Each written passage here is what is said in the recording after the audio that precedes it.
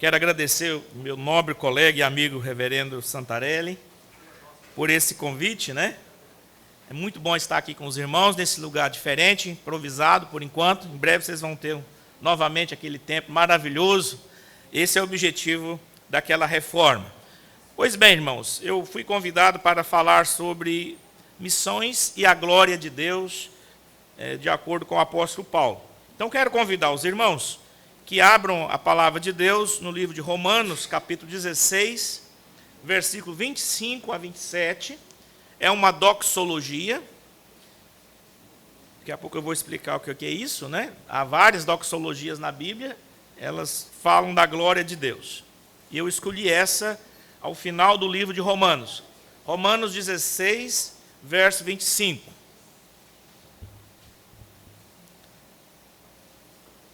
Como a glória de Deus deve guiar a missão da igreja na visão de Paulo.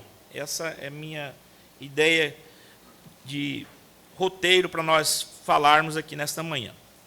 Ora, aquele que é poderoso para vos confirmar, segundo o meu evangelho, e a pregação de Jesus Cristo, conforme a revelação do mistério guardado em silêncio nos tempos eternos, e que agora se tornou manifesto e foi dado a conhecer por meio das escrituras proféticas, segundo o mandamento do Deus eterno, para a obediência por fé entre todas as nações, ao Deus único e sábio, seja dada glória por meio de Jesus Cristo, pelos séculos dos séculos.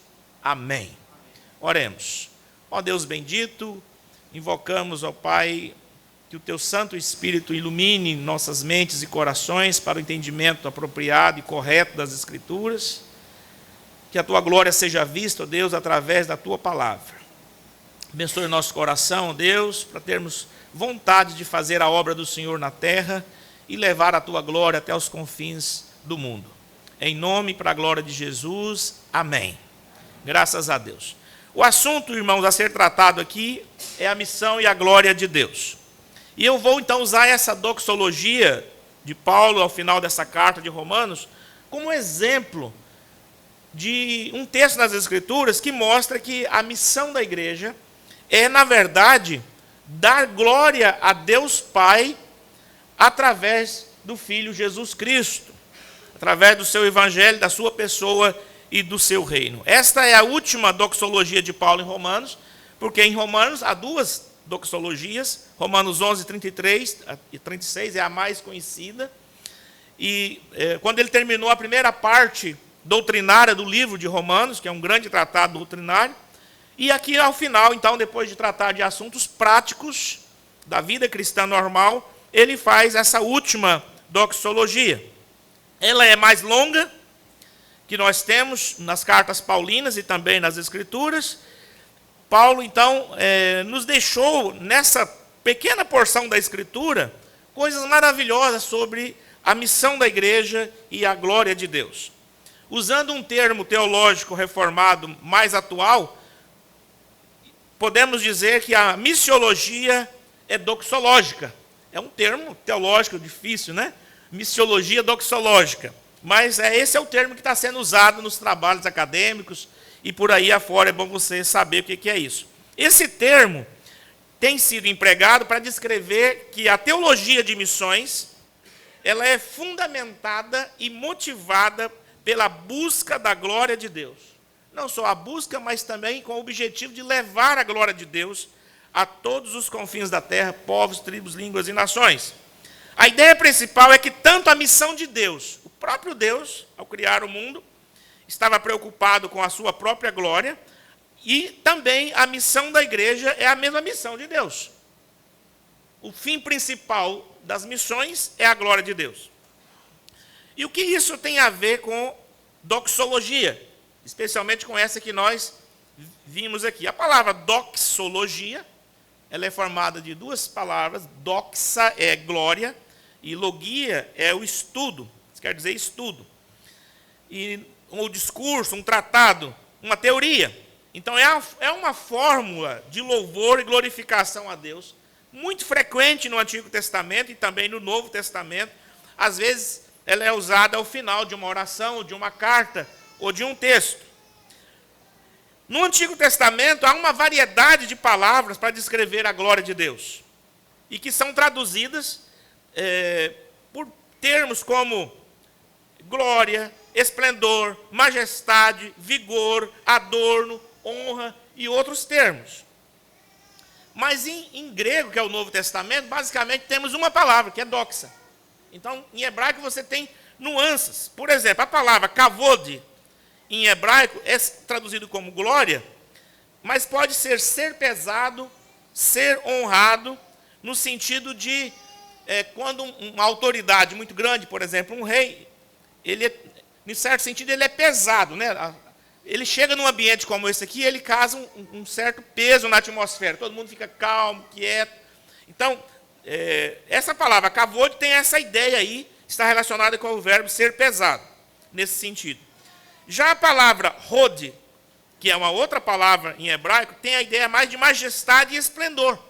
Imagine esse mesmo rei chegando aqui, mas a admiração não está no peso da sua autoridade de rei, mas no seu esplendor, das suas vestes, na vez da sua coroa, no seu manto.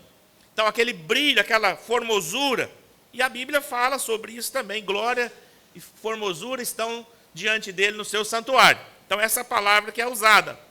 Uma outra palavra que às vezes o hebraico usa é hadar, que quer dizer adorno. Tem a ver com enfeites também. Isso é uma glória também. Quando você está muito bem enfeitado, por exemplo, uma noiva, você fica espantado, fala, que coisa linda, porque ela está enfeitada de diversas formas. E ainda existe uma palavra chamada tiprá, que é formosura no sentido de beleza, de ser belo, de ser lindo. Isso também é verdade. Um rei não precisa ser belo, né? Nem uma rainha. É difícil até, acho, conseguir juntar as duas coisas, né? Mas, por exemplo, uma pessoa, se for muito linda e chegar aqui também, ela vai causar um espanto. Então, a beleza também é um tipo de glória. Agora, junta tudo isso, você tem a palavra em grego doxa.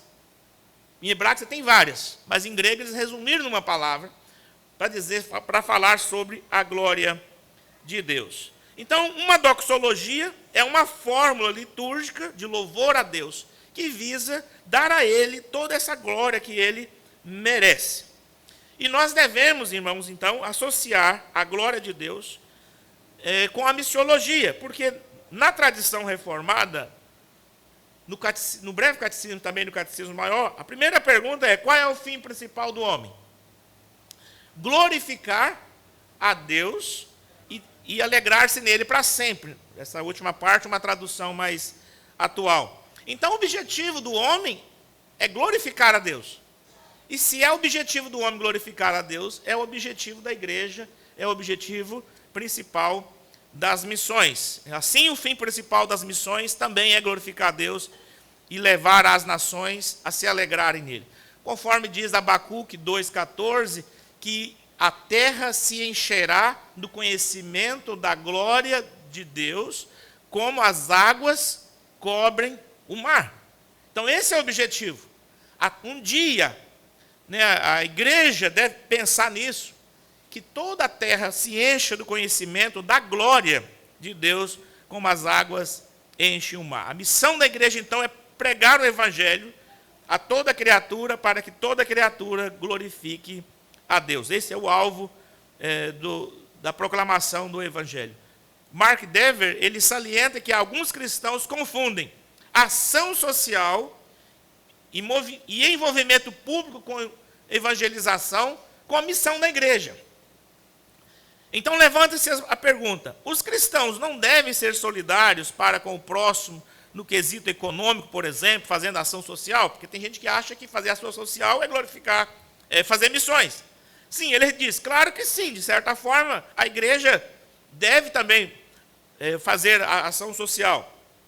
Mas essa não é a função principal da igreja. Fazemos boas obras para obedecer a Deus, porque nós o amamos. Porque amamos também o nosso próximo. Mas o objetivo de tudo na vida é sempre dar a glória a Deus. Isso evita alguns erros comuns para justificar missões. Por exemplo, por que temos que fazer missões? Aí alguém pode responder: porque Deus mandou.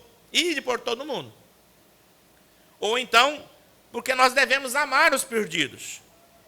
Ou então, porque precisamos levar os princípios do Evangelho às nações perdidas. Alguém pode pensar assim, precisamos evangelizar o mundo porque a ética, a moral do Evangelho é muito superior à ética das nações. Isso não está de todo errado, mas não é o fim principal das missões esse, levar a ética. As pessoas podem ter a melhor ética do mundo, a melhor moral e irem para o inferno. O que as pessoas precisam é reconhecer a glória de Deus em Jesus Cristo, para a sua salvação.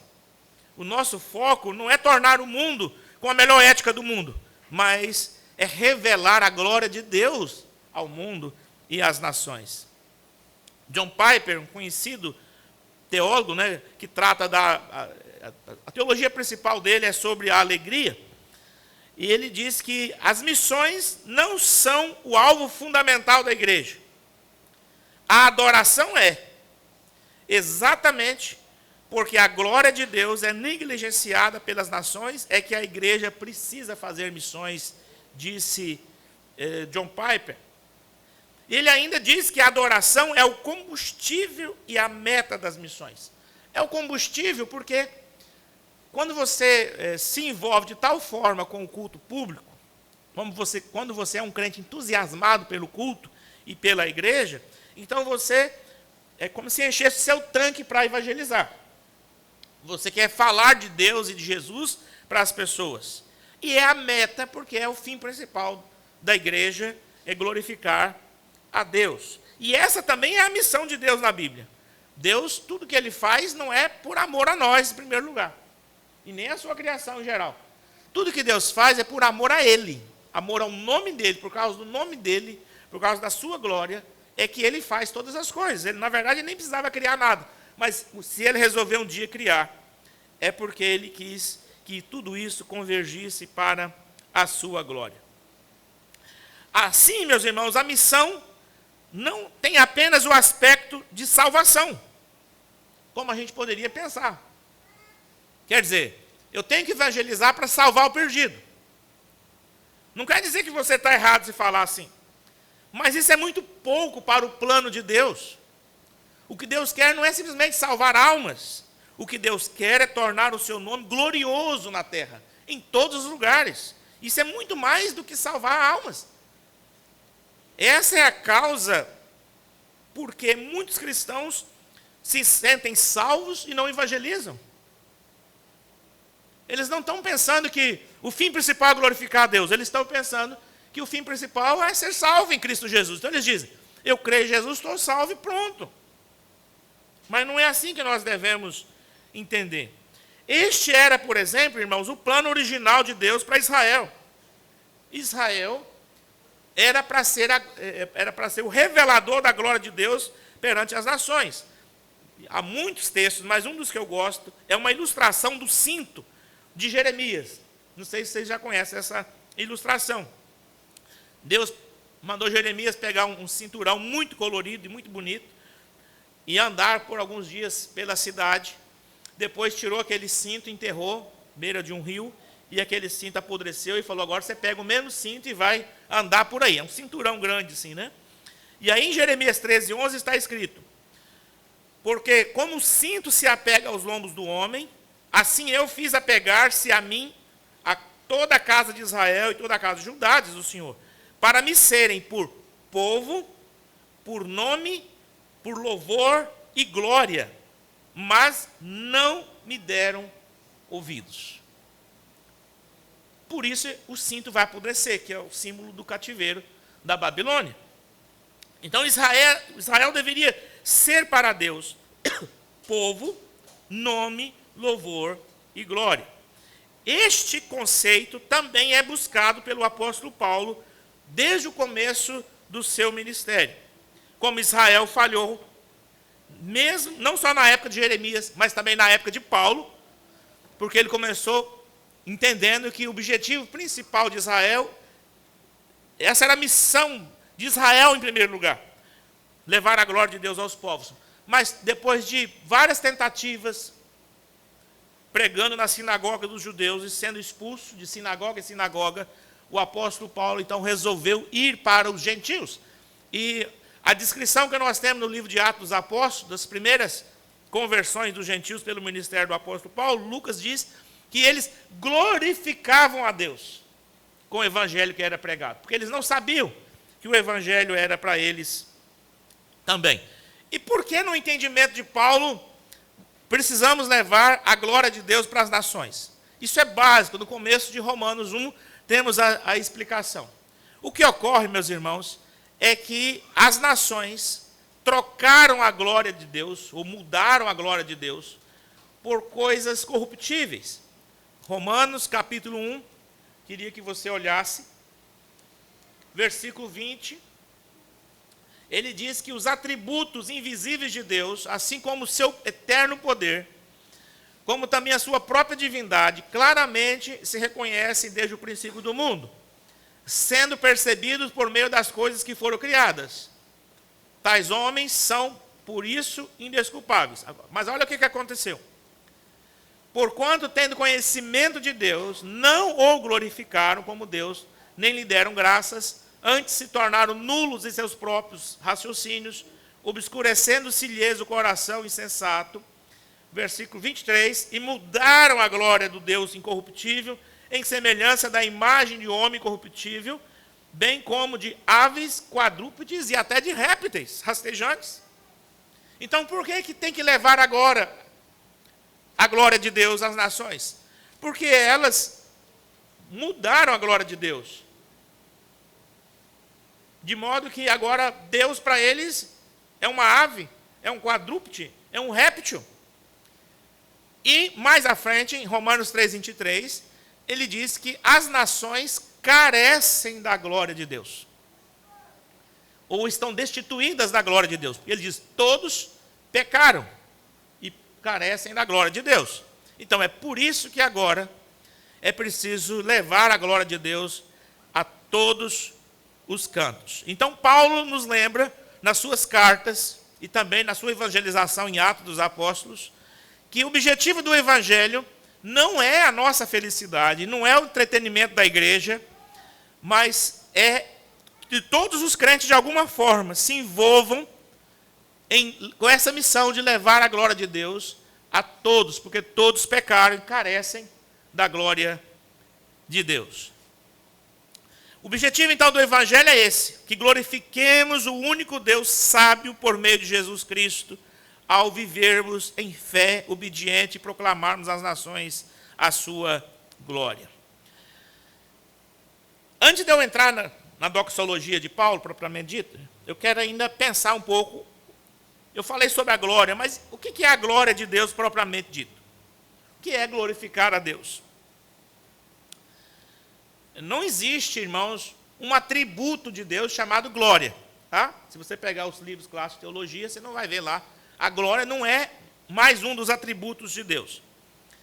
Glorificar a Deus é fazer Deus parecer bom como Ele realmente é.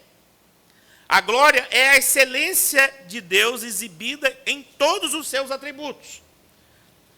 E agora eu vou citar aqui alguns escritores. Wayne Grudem, por exemplo, diz que a glória de Deus é a manifestação visível da excelência do caráter de Deus. O Raymond disse que a glória de Deus é a soma total de todos os seus atributos, bem como qualquer um deles individualmente. Então, se você pegar lá, bondade de Deus é um atributo. Se você pegar bondade, justiça, santidade, soberania e todos os outros atributos, a soma total é a glória de Deus. Mas ele diz, cada atributo individualmente também é a glória de Deus. John Piper disse que a glória de Deus é a infinita beleza e grandeza das suas múltiplas perfeições. Este conceito, então, de que o objetivo final do evangelho não é sobre nós, não é melhorar as sociedades, as nações, os homens, as mulheres, não é melhorar a sua autoimagem, a sua autoestima, a sua vida social. Não.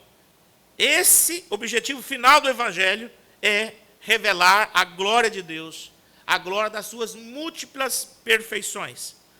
De modo que, quando uma igreja foca só em um atributo, por exemplo, agora, especialmente no Brasil, o atributo que está sendo focado é o amor de Deus. Deus é amor e é só amor e pronto, não é? O amor venceu, como diz o ditado aí, né? E aí Deus não é justiça mais. Deus não é santidade. Então, se Deus é só amor, então tudo é permitido. Então, isso não é levar a glória de Deus. Deus, a glória dele se revela em todos os seus atributos. Então, se nós quisermos proclamar o evangelho integral, total para as nações, não integral no sentido da missão integral, eu corrijo aqui porque alguns podem me compreender mal ao ouvir essa mensagem, né? Mas integral no sentido assim, o que é o evangelho realmente? É levar a glória de todos os atributos de Deus para as nações. É claro, meus irmãos, que isso não significa que nós não vamos nos alegrar. Como disse o próprio John Piper, que é o moto teológico dele, todo o seu ministério, todos os seus escritos, né? Ele diz o seguinte: Deus é mais glorificado em nós quando nós estamos mais felizes ou satisfeitos nele. Correto? Então, quanto mais você está feliz em Deus, mais ele é glorificado. Então, não é que o evangelho é contra, é anti-felicidade. O ponto é que o objetivo da felicidade não é a felicidade em si. O objetivo da nossa alegria é exatamente a glória de Deus. Apocalipse 5, 12 a 13, está escrito que o Cordeiro é digno, porque ele foi morto e recebeu o poder, a riqueza, a sabedoria, a força, a honra e a glória e o louvor. Então, se ouviu muitas vozes dizendo: aquele que está sentado no trono e ao Cordeiro, seja o louvor e a honra e a glória e o domínio pelos séculos dos séculos. Esse é o objetivo final do evangelho: levar nações inteiras, tribos, línguas, a dizer que Jesus é digno, Deus é digno de receber a honra e a glória. Pois bem, agora eu vou entrar na doxologia, para nós observarmos o seu conteúdo e tirarmos algumas lições especiais. Vamos dividir esse pequeno texto em 3 partes, sendo que a primeira parte eu vou tirar 5 lições e as outras não vou tirar tantas lições assim. Então a primeira parte eu vou aprofundar mais. O primeiro enunciado que nós podemos tirar aqui é o seguinte: que para glorificar a Deus, você precisa ser confirmado segundo o evangelho. Veja o que o apóstolo diz: ora, aquele que é poderoso para vos confirmar, segundo o meu evangelho, e a pregação de Jesus Cristo, conforme a revelação do ministério guardado em silêncio nos tempos eternos, e que agora se tornou manifesto e foi dado a conhecer por meio das escrituras proféticas. Vou parar até aqui. Então veja bem, a única forma de você, como crente, glorificar a Deus é se Deus confirmar a sua fé, a sua salvação, pelo o evangelho, segundo o evangelho. Em outras palavras, precisamos acreditar no evangelho e na fé, na fé evangélica, né, de modo que o seu estilo de vida, em obediência a Cristo, redunde em glória e louvor ao nome de Deus. Então vamos ver 5 aspectos de ser confirmado no evangelho que o apóstolo Paulo trata aqui nesse primeiro verso. Em primeiro lugar, é que Deus é poderoso para confirmar você no evangelho. Então é isso que está aqui. Aquele que é poderoso para vos confirmar, segundo o meu evangelho. Então essa é a primeira afirmação de Paulo. Há um poder de Deus destinado a firmar, fortalecer, fundamentar cada crente, de modo que ele proclame a salvação às outras pessoas. Poderíamos também dizer que essa é parte da doutrina da segurança dos santos. O último ponto do calvinismo, perseverança dos santos. É o poder de Deus que garante isso. O que ocorre, meus irmãos, é que por não entender muito a doutrina da segurança da salvação, crentes passam a vida inteira lutando para garantir a sua própria salvação. Não é verdade? E ele ocupa tanto tempo com isso, que ele esquece de pregar para os outros. Talvez o crente pense o seguinte: o dia que eu estiver bem forte, bem firmado, bem seguro e bem perseverante, aí eu vou poder pregar o evangelho. Mas eu não estou ainda assim. Mas se você for esperar isso, você nunca vai pregar o evangelho. Qual que é o problema nesse raciocínio? Você está confiando na sua força, no seu poder. Mas a palavra de Deus diz que é Deus que tem poder para confirmar você no evangelho. É por isso então que quando Jesus pregava o seu evangelho e a si mesmo, porque ele tanto é o conteúdo do evangelho, como ele é o que pregava o evangelho, né? Quando ele esteve aqui na terra, imediatamente ele dizia: não vem atrás de mim não, volta para a sua cidade, para a sua tribo, para o seu povoado, para a sua família, e diga que fui eu, Jesus de Nazaré, o filho de Davi, o Messias, que curou você, que salvou você. E aquelas pessoas iam. Confiavam no poder de Deus de confirmar a sua fé. Alguém poderia até dizer: mas esse crente está muito fraquinho. Seria bom que ele ficasse junto com os 12 apóstolos. Ou com Jesus, aprendendo muitas coisas, para depois ele sair por aí. É preciso, irmãos, confiar no poder do evangelho em garantir e firmar e fundamentar a nossa salvação. Então, o primeiro ponto dessa confirmação é que é o poder de Deus que faz isso. Deus é poderoso para segurar cada crente que ele vai salvando. Isso tira um peso até da gente próprio e também das pessoas que a gente está discipulando. Porque às vezes a gente evangeliza e fica pensando assim: será que esse vai vingar? Né? Aí você começa a discipular, daqui a pouco um desvia, o outro fica e assim vai. Né? Agora, quando você começa a pensar que o evangelho não é sobre você, é sobre o poder de Deus, então esse peso sai das suas costas. Você prega o evangelho e agora sabe que ele pode ser o pior traficante, o pior drogado, ele pode estar perdido em todos os vícios do mundo.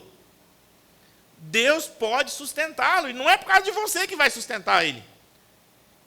Não é porque você é um bom discipulador. Não, Deus vai sustentar por causa do poder de Deus. Então precisamos acreditar nisso aí.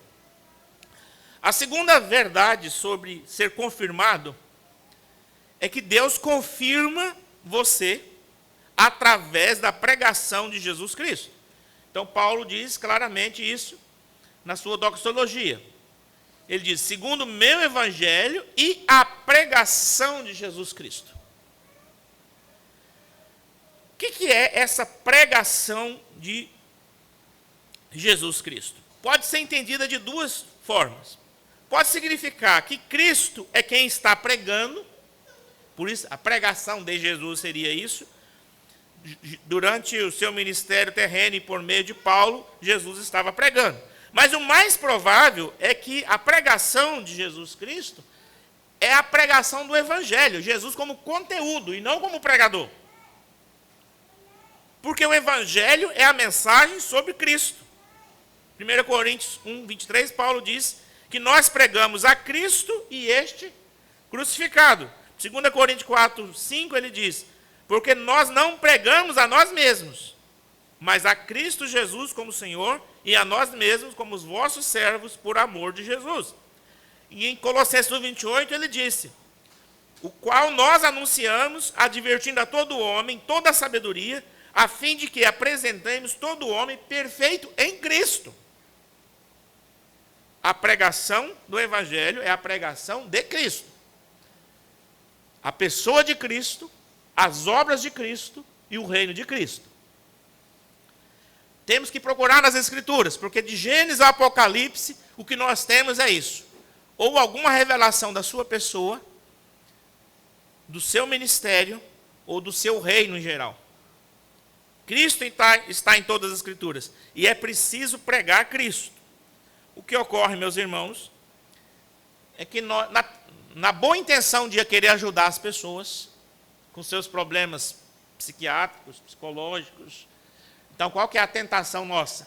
De dar uma de psicólogo também. E os pregadores também.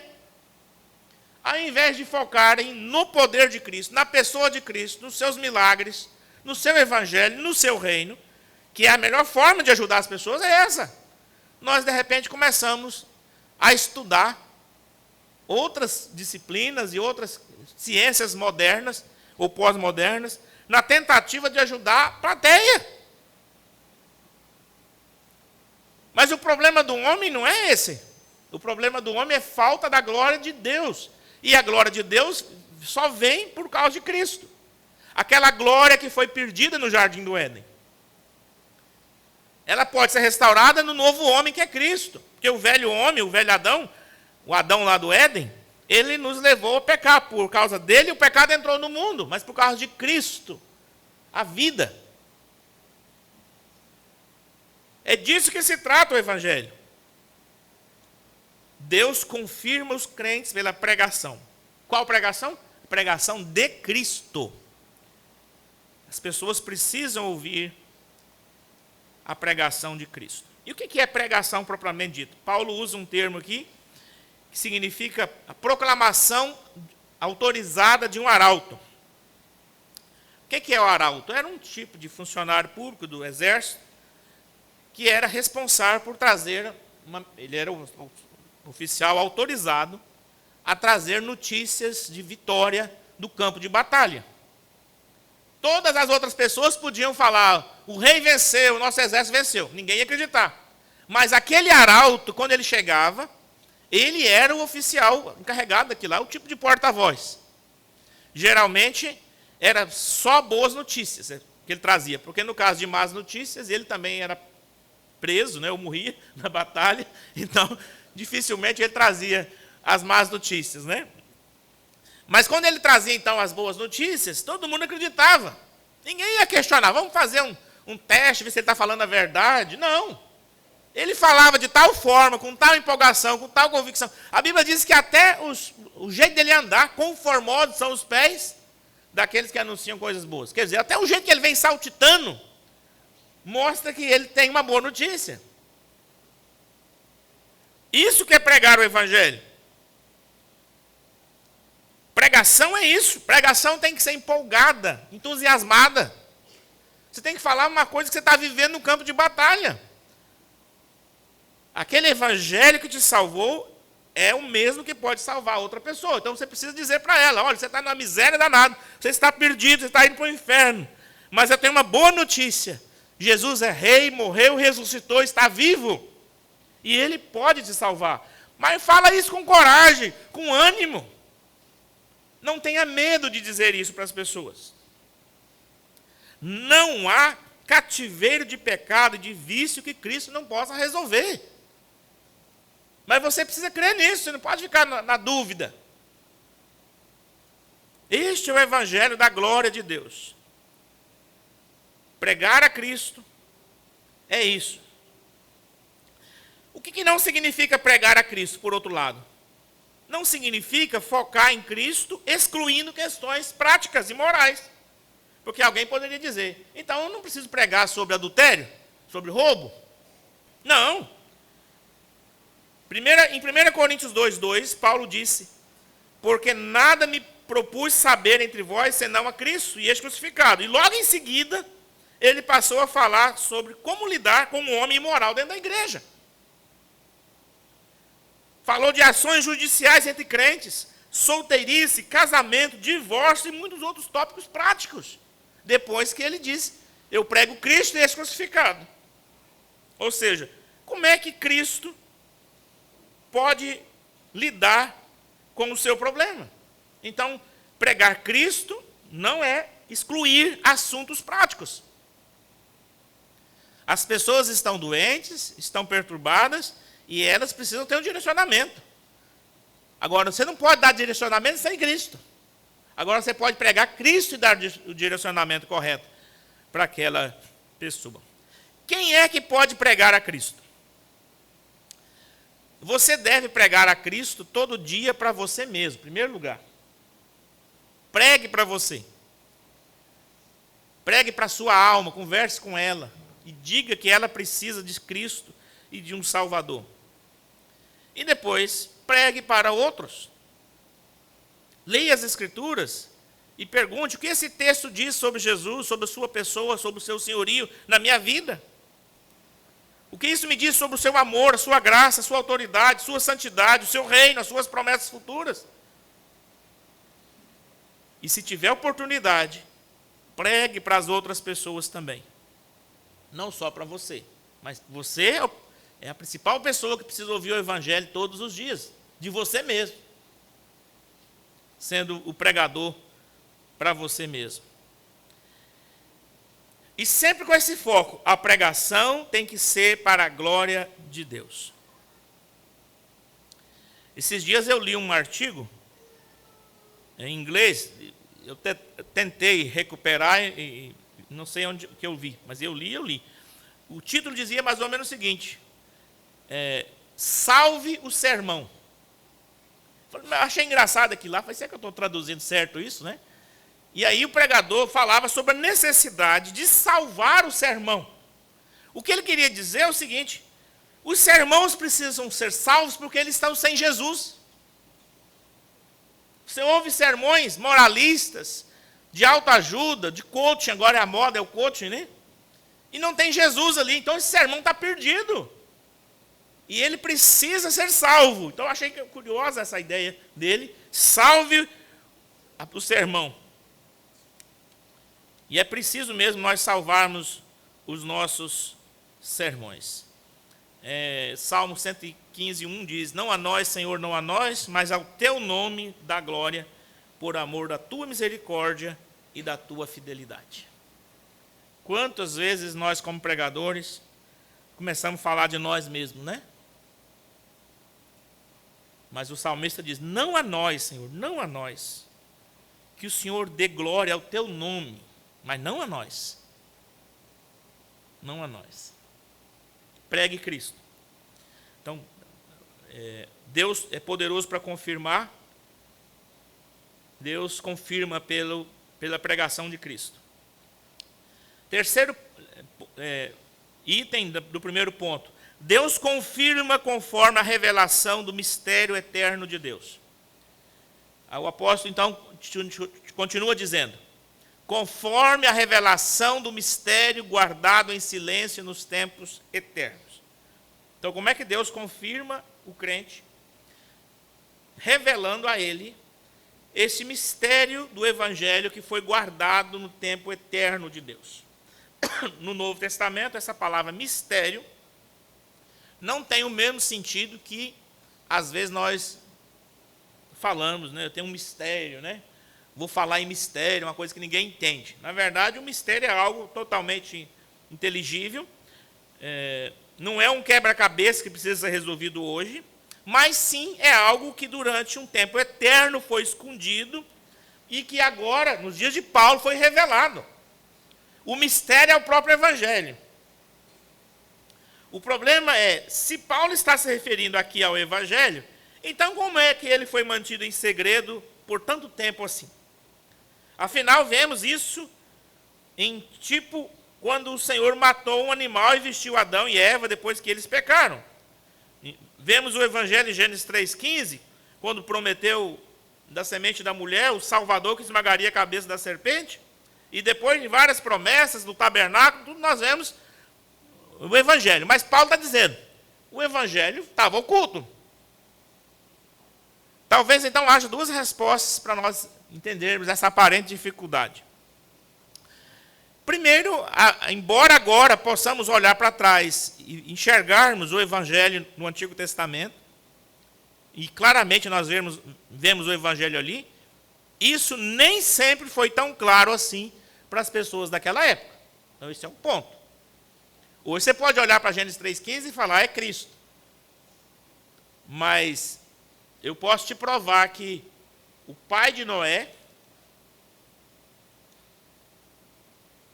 quando Noé foi nascer, Gênesis 5, ele achava que Noé era o Messias. Porque o nome Noé quer dizer aquele que consola.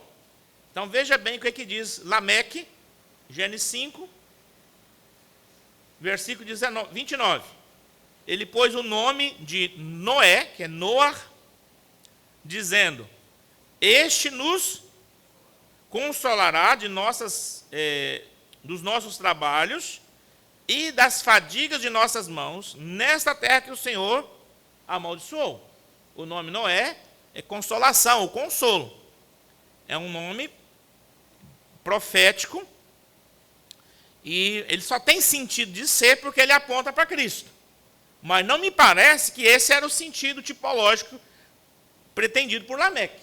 Me parece o sentido mais natural é que Lameque pensava que este Noé é que vai resolver o problema da fadiga e da maldição do Éden. Mas não foi. Então não era tão claro assim. Embora hoje pareça tudo muito claro. Então este é um sentido. Mas também pode ser que Paulo esteja se referindo a outro aspecto do evangelho aqui, a saber, que a mensagem iria para os gentios e que eles estariam em pé de igualdade com os gentios no corpo de Cristo. Paulo enfatizou esta verdade ao longo de Romanos, especialmente capítulos 9, 10 e 11. E no Antigo Testamento, embora Deus tinha dito para Abraão que nele todas as nações da terra seriam abençoadas, e repetido essa bênção para Isaac e para Jacó, Israel nunca viveu isso. Parece que não estava tão claro como é que Deus ia salvar os gentios no Antigo Testamento. Embora Deus tenha salvado os gentios no Antigo Testamento. E agora Paulo está dizendo, isso foi revelado. O gentio pode ser salvo pelo poder do evangelho. E quando Paulo pregava, em cada cidade que ia, os gentios pulavam de alegria e glorificavam a Deus, dizendo, o evangelho é também para nós. Então, parece que é aí mais ou menos isso que Paulo está querendo dizer. E ele diz 3 coisas sobre esse mistério do evangelho. Então, ele diz que ele estava oculto, mas foi revelado. Versículo 26a, diz que ele se manifestou, ele apareceu claramente. E terceiro, que esse evangelho é de acordo com o mandamento do Deus eterno.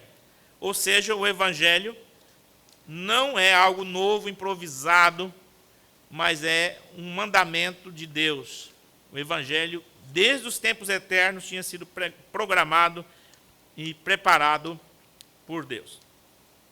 A quarta forma de Deus confirmar o crente, para anunciar a glória de Deus, é pelas escrituras proféticas. Veja o que ele diz. Foi dado a conhecer por meio das escrituras proféticas. Escritura profética é o Antigo Testamento. Tá? Então, o Evangelho foi dado a conhecer através do Antigo Testamento. A mesma Bíblia que todo judeu lia e não via Cristo, Paulo começou a ler e ver Cristo. Ele diz que quando o judeu se converte, cai uma escama, um véu é tirado e a pessoa passa a enxergar Cristo ali. Então, isso é maravilhoso. As Escrituras, então, é que revelam Cristo. Hoje nós temos também o Novo Testamento, mas quando Paulo escreveu, era só o Antigo Testamento. O que isso quer dizer, então, meus irmãos? Que não existe pregação sobre a glória do Evangelho sem as Escrituras do Antigo e Novo Testamento. Precisamos ler, conhecer e buscar a palavra de Deus. Como diz Abacuque, o conhecimento da glória de Deus encherá toda a terra. Veja bem, o conhecimento da glória de Deus. E esse conhecimento se dá pelas Escrituras proféticas. Essa é a parte maior. Agora eu vou mais rápido. Então, até aqui eu expliquei que Deus confirma o crente para pregar o Evangelho. Essa confirmação se dá dessas 4 formas aí que eu acabei de elencar. Pois bem, para glorificar a Deus, você deve proclamar o seu Evangelho às nações. Então, essa é uma conclusão. Segundo o mandamento do Deus eterno, para a obediência por fé entre todas as nações. A parte B do verso 26. Então, este mandamento do Deus eterno é para que as nações todas conheçam o Salvador. o que ele quer dizer por mandamento do Deus eterno? Alguns têm visto aqui que este mandamento equivale ao ide. Ele diz, segundo o mandamento do Deus eterno. Da mesma forma que Jesus disse, ide por todo mundo e pregar o evangelho, então parece que Paulo entendia que havia um mandamento do Deus eterno para que o evangelho fosse a todas as nações. É o equivalente à grande comissão. Esse é um ponto. Ou então, se não for isso, é a determinação do próprio Deus de tornar conhecido o mistério no momento em que o fez. Por razões que não podemos saber completamente, antes de Cristo vir ao mundo, Deus restringiu o evangelho à nação de Israel. Mas, no tempo do apóstolo Paulo, Deus resolveu levar o evangelho a todas as nações. E nós vivemos este tempo. Então, Deus é glorificado quando pessoas de todas as línguas, tribos e nações creem e obedecem a Jesus Cristo. E nós precisamos trabalhar para este fim. Este é o objetivo das missões. Então, nós vimos aqui um missionário na Nova Zelândia. Um povoado novo está surgindo, ele diz ali em torno de 500 mil pessoas vão morar naquele local. Ali só tem uma pequena igreja reformada. Não falou se existem outras igrejas, possivelmente não, porque lá não é muito evangelizado, não é? E ele está vendo uma grande oportunidade de levar a glória de Deus. Os homens estão levando a glória de um shopping center. E a beleza de um bairro novo. E todo mundo quer morar lá. Mas a igreja leva o evangelho de Deus. A glória de Deus. Então, você glorifica a Deus quando você se engaja nesse processo. Indo, contribuindo, fazendo a sua parte, né? Aqui em Cacoal, em qualquer outro lugar. Porque missões também não é só no estrangeiro. Há jeito de você ajudar as 2 plantações de igreja aqui em Cacoal, que estão acontecendo atualmente.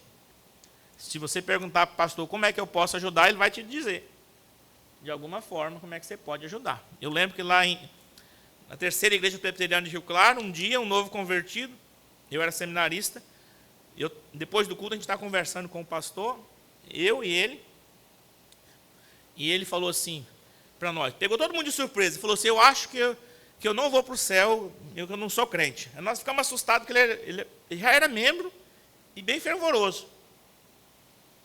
Aí nós perguntamos, mas por que você está falando assim?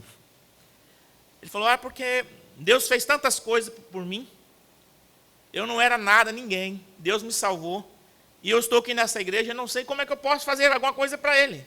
Parece que eu não sou crente. Aí eu falei, mas como assim? O que você está querendo dizer com isso? Aí ele dizia, eu era um mero pedreiro e montei uma construtora. Hoje eu tenho vários engenheiros trabalhando para mim e eu coordeno engenheiros. Você vê, eu nem tenho formação superior. E a minha empresa está bombando, estou ganhando muito dinheiro. Mas aqui eu não vejo como ajudar nessa igreja.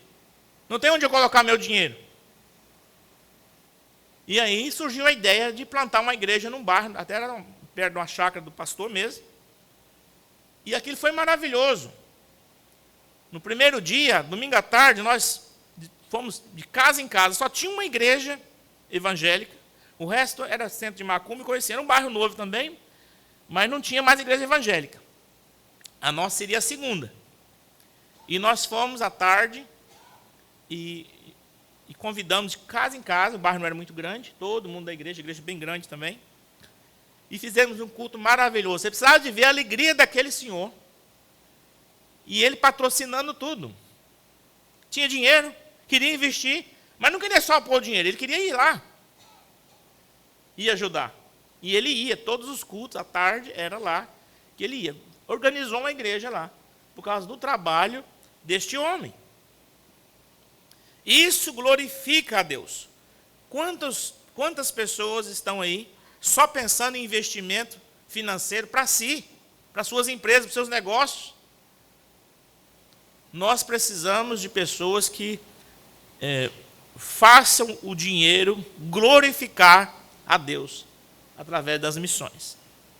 Então você glorifica a Deus quando você proclama o evangelho a todas as nações. de alguma forma. Terceira e última coisa que eu quero deixar aqui para os irmãos. O objetivo do Evangelho é a glória de Deus por meio de Jesus Cristo para sempre. Então, o último versículo do apóstolo é o seguinte: ao Deus único e sábio seja dada a glória por meio de Jesus Cristo pelos séculos dos séculos. Amém. Então vamos lá. A glória de Deus, ela é dada a Deus por meio de Jesus Cristo. No Antigo Testamento, atualmente e para sempre. Sempre e sempre a glória de Deus vai ser vista em Cristo. Isso é tão sério que Jesus disse assim: quem vê a mim, vê o Pai. Mostra-nos o Pai, disse Filipe. E Jesus falou: não, você não vai ver o Pai, você vai ver a mim. Quem vê a mim, vê o Pai. Então, o meio pelo qual Deus é glorificado é pelo Filho Jesus Cristo. É Ele que nós temos que levar para as nações e pregar e anunciar o seu Evangelho. Ele diz aqui que Ele é o Deus único e que Ele é um Deus sábio. Essa sabedoria de Deus é maravilhosa. Um puritano chamado Stephen Charnock, ele discorreu, ele fez um livro, e só sobre a sabedoria de Deus, ele escreveu 100 páginas nesse versículo aqui, descrevendo toda a sabedoria de Deus, em como Ele pode salvar o pecador. E ele disse, numa das páginas, o seguinte: nenhum homem ou anjo poderia imaginar como duas naturezas tão distintas quanto a divina e a humana deveriam estar unidas, como era em Jesus Cristo. Como a mesma pessoa deve ser criminosa e justa. Como um Deus justo deveria ter uma satisfação e um homem pecador uma justificação. Como o pecado deve ser punido e o pecador salvo. Como é que isso é possível? O plano de Deus para o Evangelho revela a sua infinita sabedoria. Nosso destino eterno é adorar e glorificar a Deus através dos tempos, então é melhor começarmos agora, disse Charnock. E Paulo termina então com um amém. Ele diz por meio de Jesus Cristo, e aí termina dizendo amém. Amém quer dizer isto é verdade. Eu sei que o mais comum é falar assim seja, mas não faz parte da raiz da palavra, o verbo ser. Tá? Assim seja, tem o verbo ser, né? Seja. Mas essa palavra tem a ver com verdade, de ser confiável. Então, o que ele está dizendo é, isso é verdade. Amém. Não é uma invenção minha. A mensagem de Romanos é verdadeira, ele está dizendo. Não só esse versículo, mas ao dizer amém na parte final, ele está dizendo, tudo que eu escrevi é verdadeiro. É o certo. William Tyndale encerrou o seu prólogo sobre Romanos, 1534, da seguinte forma: agora, leitor, vai e age com a ordem do escrito de Paulo. Primeiro, contempla-te diligentemente na lei de Deus e vê ali a tua justa condenação. Segundo, volta os olhos para Cristo e vê ali a extraordinária misericórdia do teu bondoso e amoroso Pai. Terceiro, lembra-te de que Cristo não fez esta expiação para que voltasses a provocar a ira de Deus. Nem morreu ele por teus pecados, para que continuasses vivendo neles.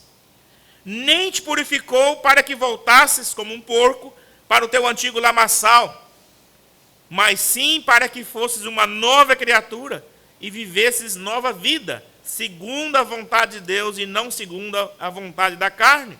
Sê diligente, pois, para não suceder que por tua negligência e ingratidão venhas a perder de novo este favor e esta misericórdia. Assim, meus irmãos, espera-se do crente uma resposta ao Evangelho, à confirmação do Evangelho. Nós precisamos ser zelosos pela glória de Deus, e isso certamente começa pelo culto, mas não só pelo culto. John Piper, ele cita o seguinte pronunciamento de Andrew Murray há mais de 100 anos. Enquanto buscamos a Deus sobre por que, com tantos milhões de cristãos, o verdadeiro exército de Deus, que está combatendo os exércitos da escuridão, é tão pequeno, a única resposta é a falta de coragem e entusiasmo. O entusiasmo pelo reino de Deus está faltando. E isto é porque há tão pouco entusiasmo pelo rei. Ninguém poderá se dispor à magnitude da causa missionária se não experimentar a magnificência de Cristo. Todo crente precisa, então, renovar a sua alegria pela sua própria salvação, de ver como é que Deus foi tão bom com você e confirmou você pelo Evangelho, para, então, proclamar o Evangelho às outras nações.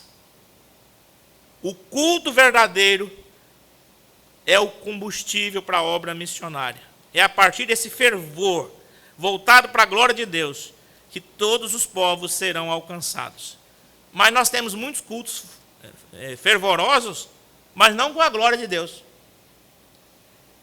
Nós temos muitos cultos fervorosos com a glória humana. Cultos que a pessoa realmente sente em fervor, chora, se emociona, porque o pregador encheu a bola delas, né? Com entusiasmo para vencer a semana e ganhar mais 1 milhão nos próximos anos. Não é disso que eu estou falando.